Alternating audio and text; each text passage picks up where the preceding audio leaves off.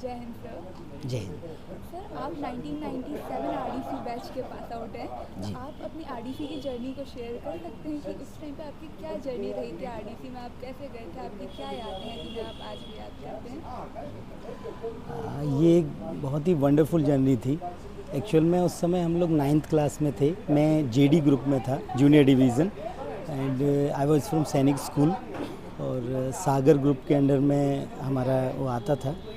और एक बहुत अच्छी जर्नी थी। एक्चुअल में जो भी हमने आईडीसी कैंप में जो भी डिसिप्लिन और ड्रिल जो कुछ भी सीखा, वो हमारा डे टू डे लाइफ का पार्ट था, क्योंकि हम सैनिक स्कूल में भी लगभग हमारा रूटीन वही था।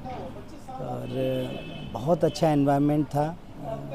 डिफरेंट प्लेसेस से कैडेट्स आए थे, उनसे हम मिले, बहुत अच्छे थे सभी लोग। हमारे जो ऑफिसर्स थे, जो भी कमांडिंग ऑफिसर्स थे, वो बहुत अच्छे थे, कोऑपरेट किया उन्होंने, और सब कुछ अच्छा था, बढ़िया था। आपकी उन दिनों की सबसे अच्छी याद क्या रही है वहाँ उस एनसीसी के टाइम में या एनसीसी के कैंप में, आरडीसी में आपके साथ सबसे अच्छी चीज़ क्या हुई?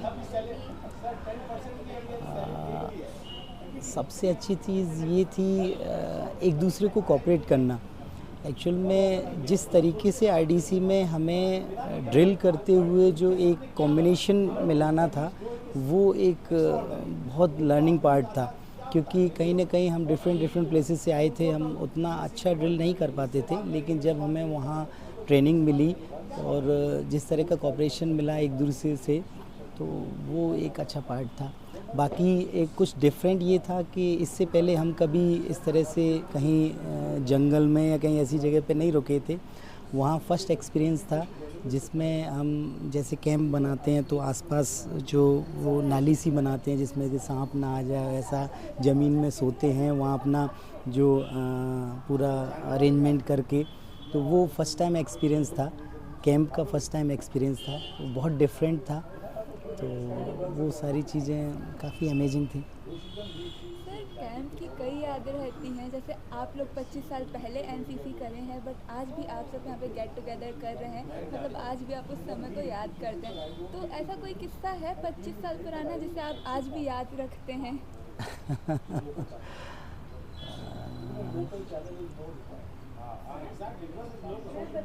कोई फनी इंसिडेंट जो उस समय आपके साथ हुआ हो? ऐसा कोई याद नहीं, लेकिन फिर भी कुछ इंसिडेंट्स ऐसे हैं, जब भी हमें इवनिंग में या जब भी हमें टाइम मिलता था, तो जो हमारे कलीग्स थे, जो हमारे सीनियर्स थे, जब सभी लोग इकट्ठे होते थे, तो जब वो पर्सनल परफॉर्मेंस अपनी देते थे, कुछ भी जैसे जोक शेयर कर रहे हैं, डांस कर रहे हैं, या किसी को अगर सिंगिंग में कोई अच्छा है तो वो अपना वो शेयर करता था, तो वो ज़रूर इवेंट मुझे याद है, वो इंसिडेंट्स याद हैं। तो वहाँ एक अलग ही माहौल होता था, उसकी जो एनर्जी लेवल होता था वो बहुत हाई होता था।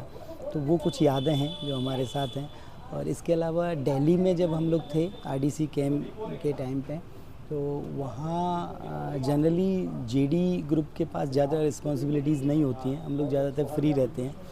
तो हम अपने सीनियर्स को देखते थे, और वहाँ बहुत सारे ऐसे इंसिडेंट्स थे, खासकर जब हम वहाँ के कैफेटेरिया एरिया में जाते थे। और मुझे एक इंसिडेंस याद है, जब हमें एक आइसक्रीम हमने ली थी, और वो एक ही मिली थी हमें, और उसको हम 2-3 लोग एक साथ मिल करके ऐसे खाने की कोशिश कर रहे थे। तो वो उसकी पिक्स भी हैं हमारे पास, तो अभी देख करके ऐसा लगता है कि मतलब कितना हमारा मतलब हाँ।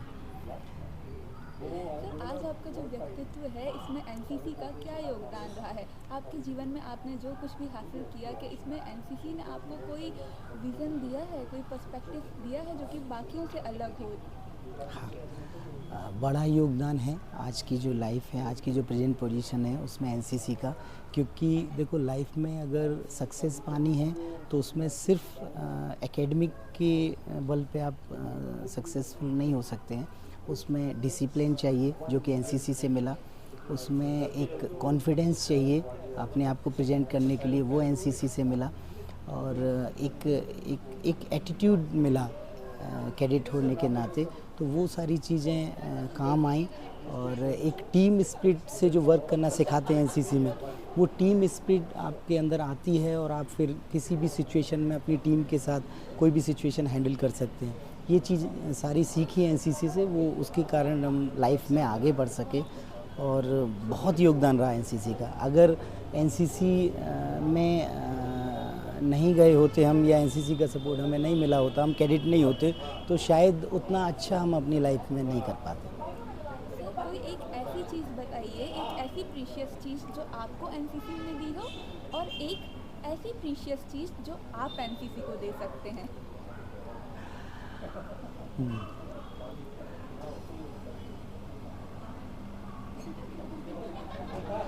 एनसीसी ने एक सबसे प्रीसियस है, एनसीसी ने एक डिसिप्लिन दिया। वो डिसिप्लिन से हम लाइफ में काफ़ी आगे बढ़े हैं। वो और एक डिसिप्लिन नहीं, बहुत सारी चीज़ें प्रीसियस चीज़ें एनसीसी ने तो हमें दी हैं। और मैं एनसीसी को क्या दे सकूँगा, बस थोड़ा सा ये ज़रूर कहूँगा कि हमें कोशिश करनी चाहिए जैसे मैं कैडेट रहा हूँ एनसीसी का, तो मैं चाहूँगा कि हम ज़्यादा से ज़्यादा बच्चों को एनसीसी के लिए मोटिवेट करें, और ज़्यादा ना कर सके तो हम कम से कम अपने आसपास के लोगों को, आसपास के बच्चों को एटलीस्ट मोटिवेट कर सकते हैं। और कई बच्चे ऐसे हैं जो एनसीसी को तक नहीं पहुंच पा रहे हैं, उनके लिए एक रास्ता बना सकते हैं, क्योंकि हमारे कॉन्टैक्ट्स हैं। हम मान लो अब आज की डेट में हम फाइनेंशियली भी ठीक हैं, तो हम सपोर्ट कर सकते हैं लोगों को। बहुत सी ऐसी सिटीज़ हैं, ऐसे टाउन हैं जहाँ पर एनसीसी है ही नहीं। बहुत सी ऐसी जगह हैं जहाँ एनसीसी पहुँची ही नहीं है, लेकिन वहाँ यूथ बहुत अच्छा है, वहाँ बच्चे बहुत अच्छे हैं जो कि फ्यूचर में बहुत अच्छा कर सकते हैं। तो उन्हें वहाँ तक कनेक्ट करने के लिए अगर हम कुछ कर सकें तो वो बहुत अच्छा होगा। और उसमें अगर मेरे लिए अगर कभी मौका मिलेगा, अगर मुझे कोई रिस्पॉन्सिबिलिटी इसमें निभानी होगी तो मैं ज़रूर करूँगा, बिल्कुल सपोर्ट करूँगा। सर, एनसीसी में बच्चों को कई अपॉर्चुनिटीज़ दी जाती हैं, पर हर बच्चों को बराबर अपॉर्चुनिटी नहीं मिलती। जैसे जो बड़े कॉलेजेस, बड़े शहरों में, बड़े स्कूलों के बच्चे हैं, कई बच्चों को वहाँ पे बहुत सारी अपॉर्चुनिटीज़ मिल जाती है क्योंकि वहाँ तक के सोर्सेज पहुँच पाते हैं। बट वहीं अगर देखा जाए तो कई छोटे छोटे गाँव में भी एनसीसी है, लेकिन अगर कंपैरेटिवली देखा जाए तो उनको अपॉर्चुनिटीज़ थोड़ी कम मिलती है। कहीं ना कहीं किसी वजह से उनमें कॉन्फिडेंस की कमी रह जाती है कि वो सामने उभर के नहीं आ पाते हैं उतना। तो उस क्षेत्र में आप क्या करना चाहेंगे? आपको क्या लगता है कि इस समस्या को कैसे हल किया जा सकता है कि सब एक बराबर स्तर पे आ सकें? उसके लिए एक तो ये किया जा सकता है कि अगर जो भी लोग वहाँ इंस्ट्रक्टर हैं, जो इंस्ट्रक्शन दे रहे हैं, अगर हम उन्हें ट्रेंड कर, क्योंकि देखो जो क्वालिटी इंस्ट्रक्टर हैं वो कहीं ना कहीं मेट्रो सिटीज़ में ही हैं, आउटर सिटीज़ में उतने क्वालिटी इंस्ट्रक्टर नहीं हैं, और इतना पॉसिबल भी नहीं है कि हम हर जगह पर अच्छे इंस्ट्रक्टर भेज सकें, अच्छे लीडर्स भेज सकें। तो क्यों ना हम हर जगह से जो भी इंस्ट्रक्टर हैं उन्हें यहाँ कहीं एक सेंट्रलाइज जगह पे उन्हें बुला करके ट्रेंड करें और अच्छी ट्रेनिंग दे करके उन्हें भेजें, क्योंकि अगर अच्छे लीडर्स उनको मिल जाएंगे तो वो भी बच्चे ऊपर आ सकेंगे, उनको मौका मिल सकेगा। क्योंकि अगर सिखाने वाला ही उतना ट्रेंड नहीं है तो सीखने वाले कैसे होंगे, ये चीज़ है। तो कोशिश करें कि जितनी ज़्यादा से ज़्यादा बच्चों तक अगर हमारे ट्रेंड इंस्ट्रक्टर पहुंच सकें, उन्हें मौका मिल सकें। फिर बीच बीच में हालांकि एनसीसी के अंडर कई कॉम्पिटिशन्स होते हैं, कैंप भी होते हैं, मौका मिलता होगा बच्चों को। अगर कहीं मौका नहीं मिलता तो वहाँ तक थोड़ा सा देखें कि कैसे उन्हें यहाँ तक लाया जा सकता है, उस प्लेटफॉर्म तक। अगर थोड़ा सा अप्रोच की जाए तो बदलाव आ सकता है, एक बड़ा बदलाव आ सकता है। सर, जैसे कि आप एनसीसी एलुमनाई एसोसिएशन का पार्ट हैं, तो आप क्या बता सकते हैं कि इस आइडिया की शुरुआत कहाँ से हुई और कैसे हुई, और ये एसोसिएशन आगे जाके आने वाले कैडेट्स की किस रूप में मदद कर सकता है, कैसे उनके लिए नई अपॉर्चुनिटीज़ को ला सकता है और इसका स्ट्रक्चर कैसा रहेगा? एक्चुअल में मुझे इसके बारे में ज़्यादा आइडिया नहीं है, लेकिन अब स्टार्टिंग कहाँ से हुई उसके लिए तो मैं बोलूँगा जो भी हमारे सीनियर्स हैं उन्होंने स्टार्ट किया होगा, और मैं इसका एक पार्ट हूँ।